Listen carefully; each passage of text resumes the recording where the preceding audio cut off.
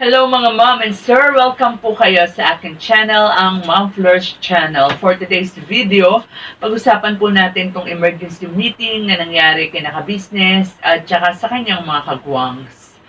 Ako po personally, diyan sa emergency meeting na yan, nalungkot ako. Nalungkot po ako, But, bago po natin pag-usapan yan, tulad po ng dati, ako po ay hihingi po sa inyo ng konting suporta na kung hindi pa po kayo nakaka-subscribe sa aking munting channel, pakisubscribe po.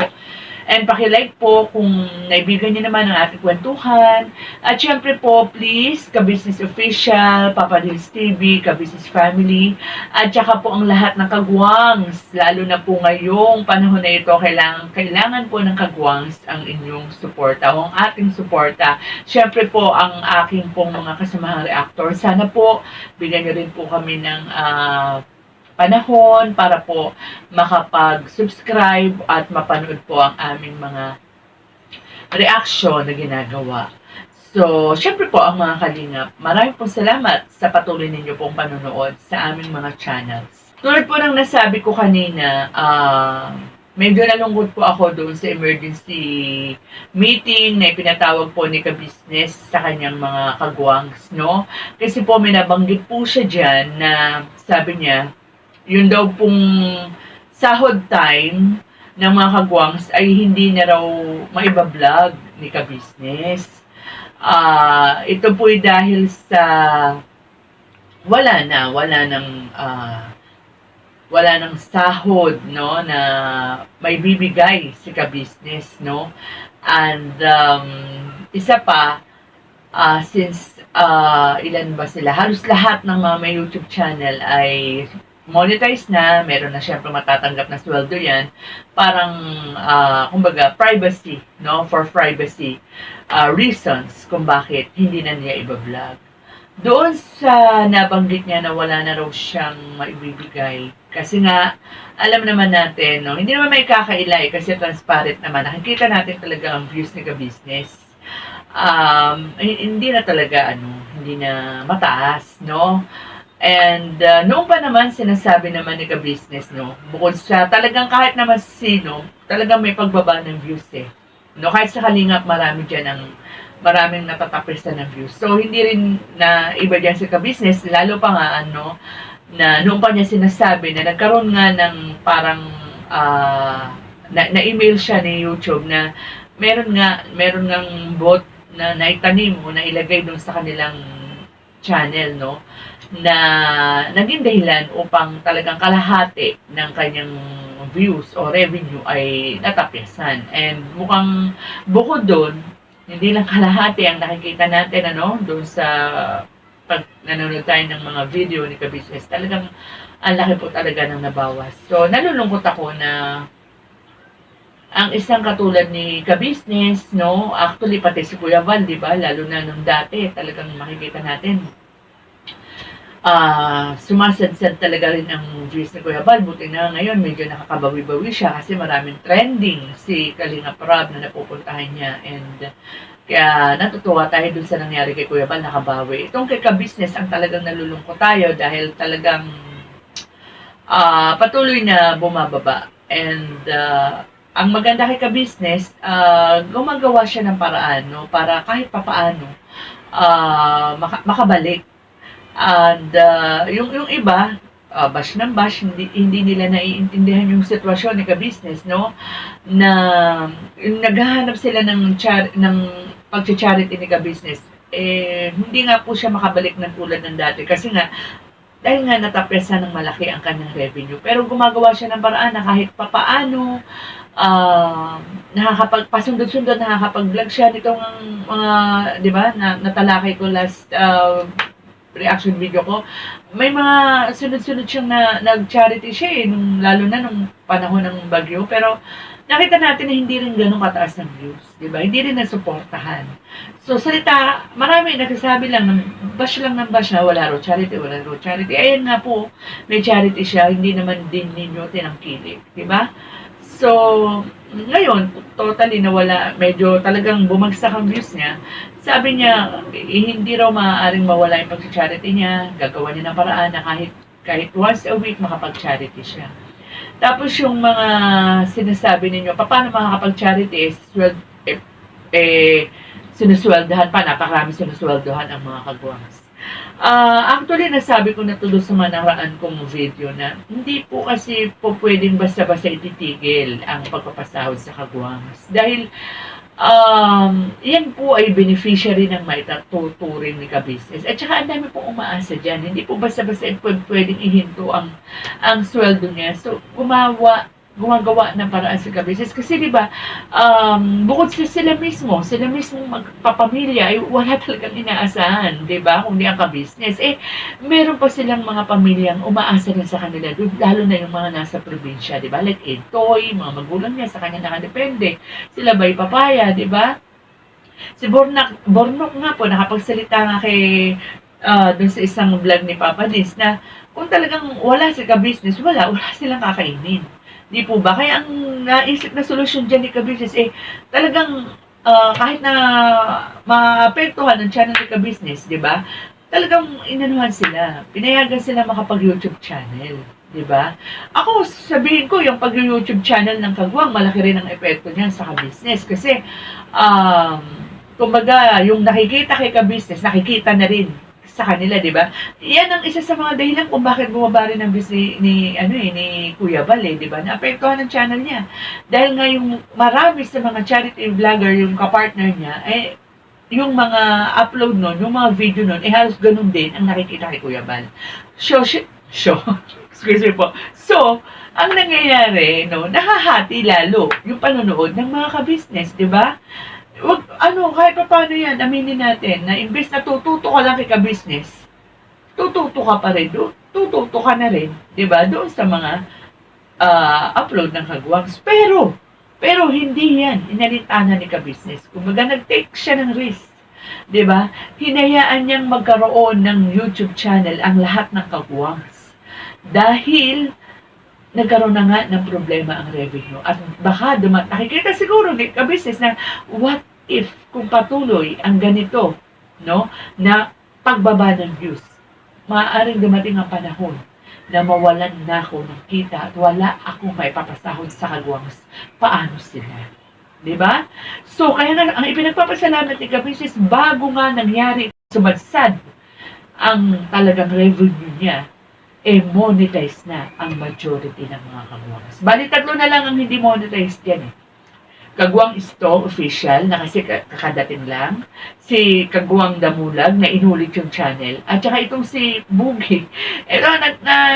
Bakit kaya si Boogie? Parang bakit kaya hindi pa mabagal, Ba't hindi pa siya kumbaga ang channel niya hindi pa monetize, So, please, sana po, mga ka-business, subscribers, mga nagmamahal kay ka-business, pakisuportahan po natin ang lahat ng kagwangs, lalo-lalo na po itong 3 hindi pa monetize, Kagwang Istong official, Kagwang Boogie official, Kagwang Damulag official. So, yun nga po, balik tayo sa pinag-uusapan natin. Mabuti na nga lang po, itong si ka-business. Kaya itong mga kagwangs, sobrang magpasalamat kayo, meron kayong ka-business na katulad nito, Kasi, hindi kayo iniiwan, hindi kayo hinahayaang ganyan. At mabuti itong si ka-business, kahit sabihin natin bumaba na talaga ang revenue niya, bumubunot pa rin siya kung saan siya makakabunot. Kasi si ka-business yung tipo na hindi siya yung, nung panahon ng tag-araw ay naging bulagsak, nakapagtabi siya. Kaya itong panahon ng bagyo o pagsubok, meron siyang nahuhugot, narinig natin na sinabi niya kay Istong, kay Damulag, kay Bay Papaya, kay Boogie pala, sorry. Kay Boogie na kahit na papaano, dahil hindi pa sila monetize, kahit paano, aabutan niya pa rin yan, bibigyan niya pa rin. Yun nga lang, baka hindi na katulad ng dati, kasi nga, depende na rin yun sa kakayanan, sa abot ng makakaya ni ka-business. Pero, alam ko, maiintindihan yan ng mga kagwangs, Lalo na tong 3 na to. Dahil nakita naman nila, Sabi nga ni Istong, di ba? Doon sa vlog ni Papa Diz, wala po ako, pasensya na kasi talagang apektado ako, nalulungkot talaga ako sa nangyari kay ka-business sa channel ni ka-business Pero ako ay umaasa na ito ay pagsubok lang. So, balik muna tayo sa sinasabi ni Istong na, sabi niya, siya yung buhay na patotoo. Kung gaano ang pagtulong, ang kabutihan ng loob ni ka-business, no? No, nakita naman natin yan eh. Hindi lang case tong sa lahat. Na nakikita na natin na kung tutuusin, yung mga pinatawad ni ka-business, di ba? Na kung tutuusin, kitang-kita natin kung sino ang may kasalanan, kung sino ang may pagkukulang. Pero, inisip ba yun ni ka-business? Hindi. Anong ginawa niya? Kaya may pagkukulang sila o may pagkukulang siya. O alam natin, hindi perfecto si ka-business. Pero yung parang magpakumbaba ka na hindi naman solong, pareho eh, both sides may ano eh, di ba? May pagkukulang eh. Pero anong ginagawa niya? Anong ginawa niya? Siya ang nagloko, siya ang humingi pa siya ng tawad at inon niya, di ba? In-encourage niya na magbati-bati na. Di ba? Nagpakumbaba talaga siya. So, nakita natin kung gaano kabuti si ka-business. Kaya yung sinasabi ng iba na siguro, ayan, sinisisi si ka-business na between TB and Renji, ang mas pinili niya ay ang reactors. Sina TB at si Renji, nakasama niya na eh. Ang mga reactors hindi mo pa nakasama. Pero bakit ipinatanggol mo ang reactors, di ba? Alam niyo po, ang masasabi ko lang dyan sa mga nagsasabi ng ganyan, ano, hindi man namin, no, kaming mga reactors, no, hindi man namin nakasama pa si ka-business personally. Pero ang masasabi ko po sa inyo, hindi po namin iiwan si ka-business. Hindi lang to content lang. Hindi namin iiwan si ka-business dahil may content kami. Hindi po ganun yun. Hindi ganun lang po kasimple yun. Hindi po namin iiwan si ka-business kaya may views o walang views dahil nakita po namin kung gaano ang kabuti ang puso ko ni ka-business. Bagamat ako po nakikita niyong nagre-reaction ako sa Kalingap ay kasi naman po, kaya po ako nagre-reaction sa Kalingap kasi bago pa po ako mapunta kay ka-business, talagang nagre-reaction ako sa Kalingap kasi kung malaki po ang utang na loob ko kay ka-business, malaki rin po ang utang na loob ko sa Kalingap. Kaya may views o walang views, tuloy pa rin po ako mga ka-business, mga Kalingap. Kasi malaking-malaki po talaga yung utang na loob ko sa kanila. Kasi kung hindi dahil sa kanila, wala po ako dito sa mundo ng YouTube. At saka, hindi po ako mamomonetize. Di po ba? At saka, kumbaga, napamahal na po talaga sa akin eh, ang pagre-reaction eh. Kasi dati-rati po, ano lang ako eh, yung parang nagko-comment-comment lang ako pag may nambabash sa Kalingap. Nagko-comment-comment lang po ako. So, in-encourage na, kumbaga, na-encourage po ako ni Kuya Bal na why not mag-YouTube, di ba? Naisip ko, oo nga po, kaysa ang haba-haba nagtatype ako ng mga, di ba, ng mga pagsagot dun sa mga nambabash, why not kumbaga mag-reaction ako, di ba, sa mga nakikita kong maganda sa Kalingap o di ba?